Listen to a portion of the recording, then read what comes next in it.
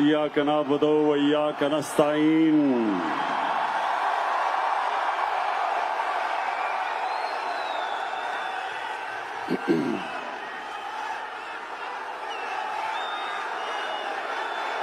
बहुत बहुत शुक्रिया।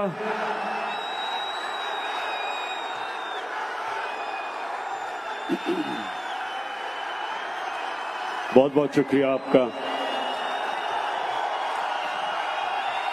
दिल से आपका शुक्रिया अदा करता हूं, दिल से शुक्रिया अदा करता हूं जो आज आपने मुझे इज्जत दी। बहुत बहुत शुक्रिया आपका।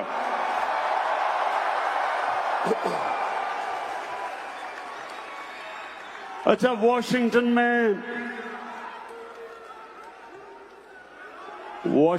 में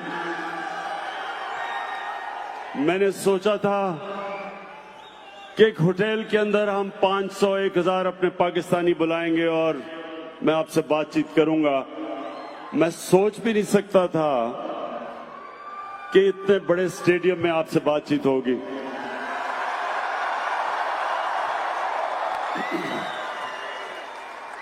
अच्छा, अब आपने बड़ी आराम से अब मेरी बात सुननी है। सारे नारे बाद में, पहले मेरी आपने अब बात सुननी है।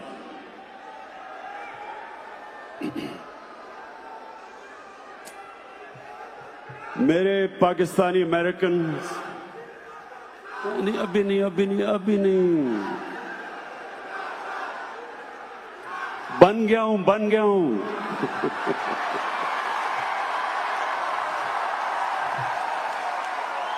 22 साल से सुनता था वजीर आजम इमरान खान, अब बन गया हूं। आदी नहीं हो रहे लोग इसके। अच्छा जी सुने, मैं सबसे पहले तो जिधर से भी आप आए हैं, जिन भी शहरों से आप आए हैं, मैं आपको खुशामदीद कहता हूं। और मैं चाहता हूं आराम से मेरी बात सुने, आराम से। मैं कहीं नहीं जा रहा, आराम से आपसे बात करना चाहता हूं। देखिए मेरे पाकिस्तानियों,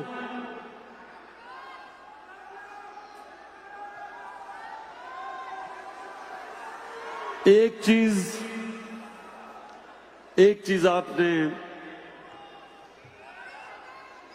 चीज आपने याद रखनी है कि ये जो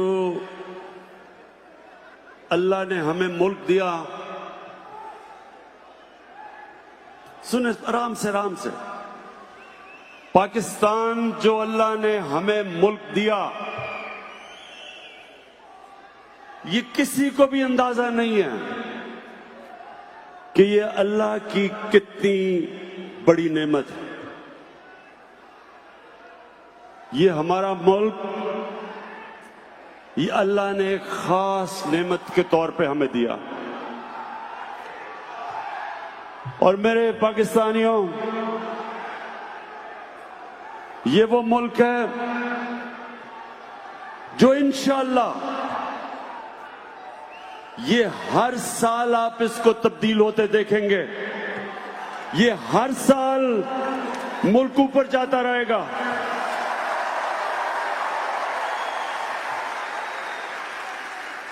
अब दो चीजें आपने समझनी है कि क्यों जमहूरियत दुनिया में आगे चली गई और बादशाह पीछे रह गई। इसकी दो वजूहात हैं और मैं चाहता हूं कि ये याद रखें कि ये दो वजह है कि हम क्यों पीछे रह गए और दुनिया आगे चली गई। मेरे पाकिस्तानियों, जमहूरियत के अंदर दो चीजें हैं जो बादशाह में नहीं है। नंबर 1, जमहूरियत के अंदर मेरिट है। बादशाह के अंदर मेरिट नहीं है। खून के ऊपर बादशाह में रिश्तेदारी है, खून है। जमहूरियत के अंदर मेरिट है। दुनिया के अंदर जो मुल्क आगे गए, मेरिटोक्रेसी की वजह से। जो मुल्क पीछे रह गए, जितनी कम मेरिट उतना मुल्क पीछे रह गया। मैं आपको सिंपल मिसाल देता हूं, क्रिकेट की मिसाल देता हूं। क्रिकेट में ऑस्ट्रेलिया दुनिया की वो टीम है जो दुनिया में सबसे कामयाब रही है। क्यों कामयाब है?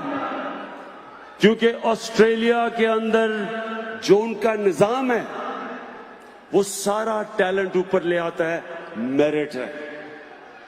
पाकिस्तान, मैं आप सबके सामने कहता हूं, मैं दुनिया में क्रिकेट खेला हूं, सबसे ज्यादा दुनिया में अगर मैंने क्रिकेट का टैलेंट देखा तो वो पाकिस्तान में।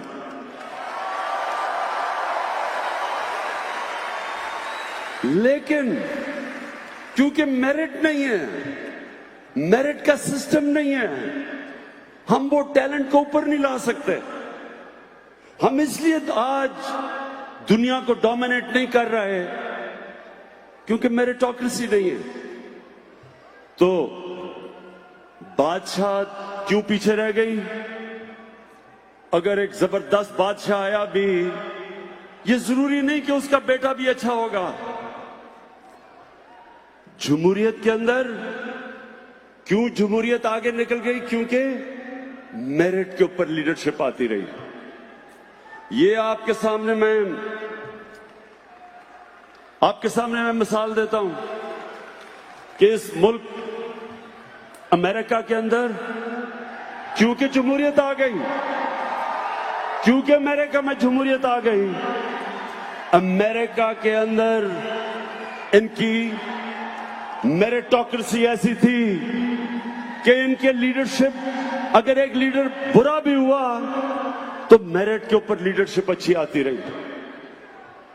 हमारे मुसलमान दुनिया में, आप हिंदुस्तान की मिसाल लें, मैं ही आज आप पाकिस्तानियों आज को इसलिए ये चीज कह रहा हूं क्योंकि आपको समझना चाहिए कि मुसलमान भी नीचे क्यों रह गए और पाकिस्तान भी आगे क्यों नहीं बढ़ सका।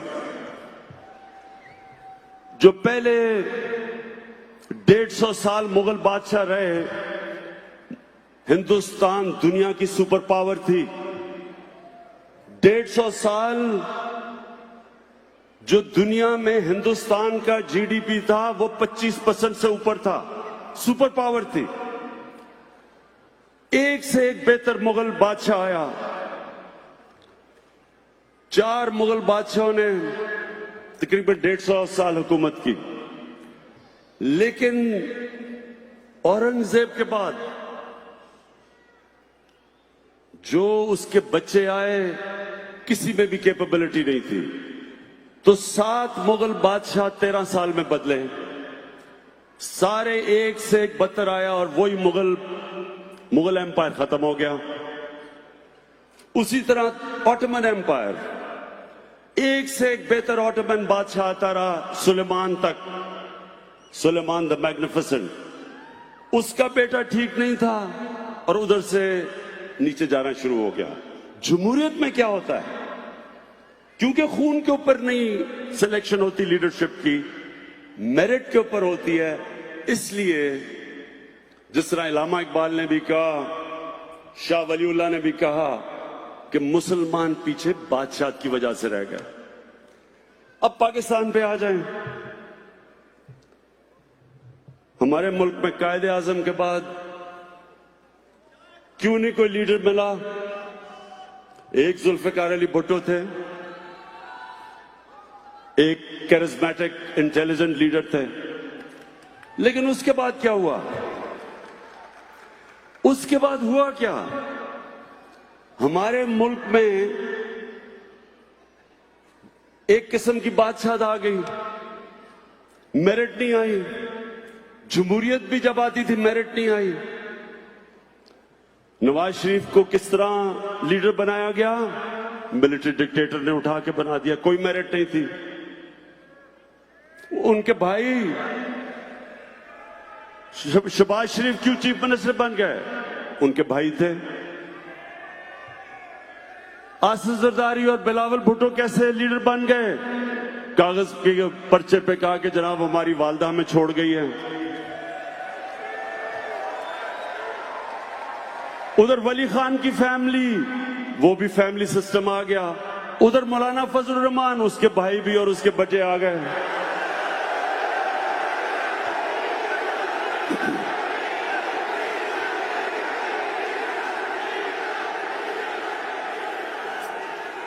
कहने का मकसद ये है कि जब जमहूरियत भी आई, मेरिट तो नहीं आई।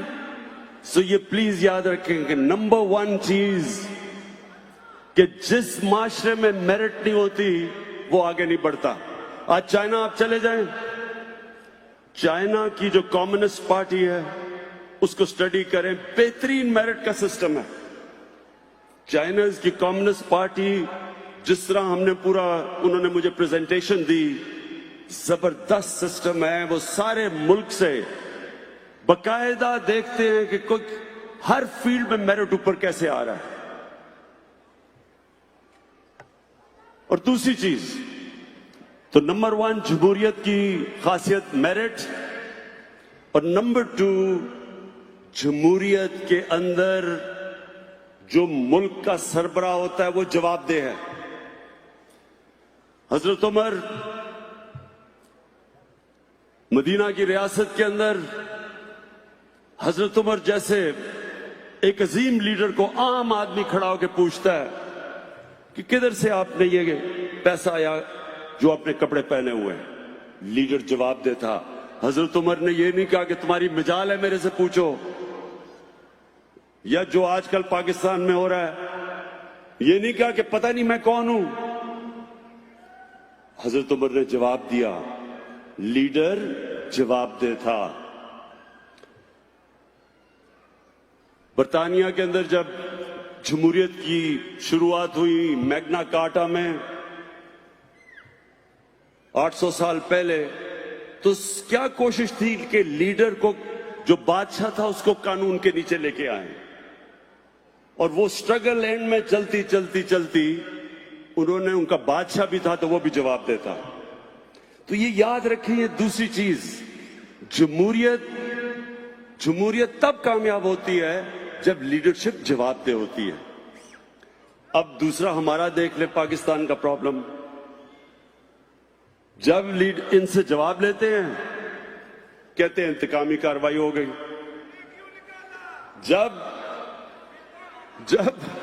जब अदालत फैसला करती है तो कहते क्यों निकाला।